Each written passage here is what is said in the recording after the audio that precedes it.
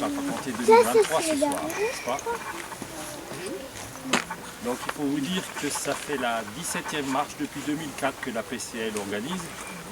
Et que vous êtes près de 7500 personnes qui ont marché sur les mêmes chemins que vous depuis la création de cette marche. Donc bien sûr, le succès ne se démord pas parce que vous êtes 470 ce soir, à peu près. À 2-3 unités près. Hein. Je peux pas vous dire exactement. Notamment beaucoup d'enfants, on a je crois une 130 enfants ou 140 enfants. C'est important. Et on a toutes les tranches d'âge, c'est ça qui est intéressant aussi. Ce que l'on peut dire aussi, c'est que l'association, ce qu'elle recherche principalement, c'est de vous apprendre quelque chose dans leur marche. Mais aussi que parfois l'émotion vous gagne, et puis surtout si vous avez un sourire de temps en temps sur le visage qui illumine votre visage, alors là, on sait qu'on a gagné notre pari. Je parle, là je ne suis pas en train de vous parler du thème de la soirée, mais je vais essayer de vous le faire deviner. Donc les enfants des années 50-60, ils fabriquaient des objets en bois et ils jouaient avec ça. Ensuite, il y a des objets plus réalistes qu'on a trouvés dans les kits du village. On pouvait les acheter ou les gagner. Ça ne vous dit pas grand chose pour l'instant.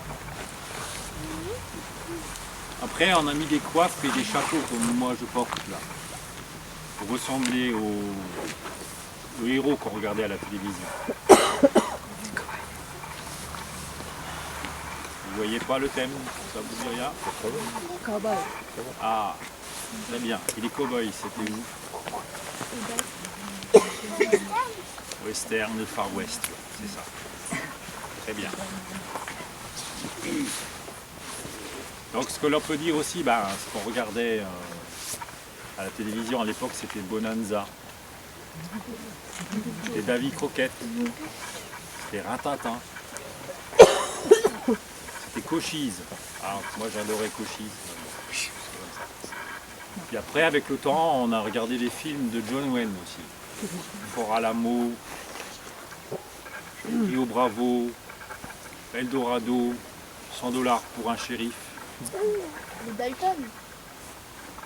Ah non, ça c'est pas les Dalton, mais tu verras. Ensuite, on a regardé aussi comme film Il était une fois dans l'Ouest avec la musique d'Ennio Morricone qui a fait le tour du monde. Et puis une grosse claque aussi avec Kevin Costner, Danse avec les loups, qui réhabilite vraiment les nations indiennes.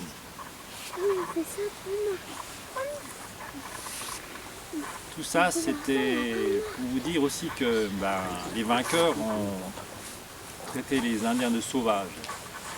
Or, ils étaient assez visionnaires sur certains points.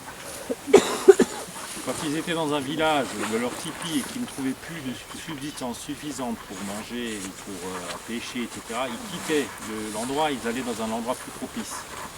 Et un chercheur a pu calculer qu'il revenait à peu près tous les 50 ans sur le même endroit. Dans 50 ans, la nature était revivifiée.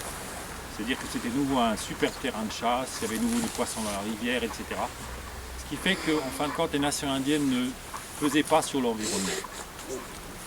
Et ça, c'était au XVIIIe siècle, au XIXe siècle.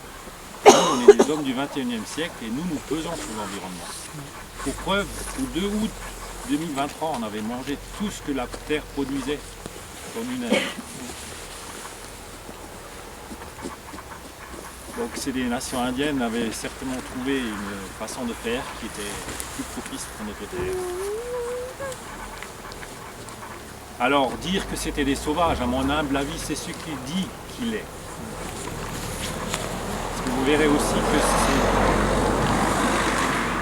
c'était pas des sauvages dans le sens où ils ont essayé de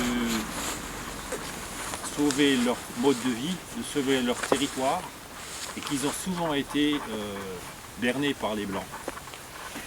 C'est comme ça, c'est l'histoire, mais c'est comme ça. Voilà. Donc vous avez trouvé assez rapidement, d'ailleurs, bravo. Hein. Vous allez trouver assez rapidement le thème de la soirée, c'est le Far West. Alors allez sur nos chemins voir le Far West qu'on vous a préparé. Et surtout que cette nuit vous apporte une chance pour le dernier arrêt. Qui, je ne vais pas vous le dévoiler, mais le dernier arrêt, vous verrez, il y a quelque chose de particulier. Voilà. Surprise. Bonne chance et bonne balade.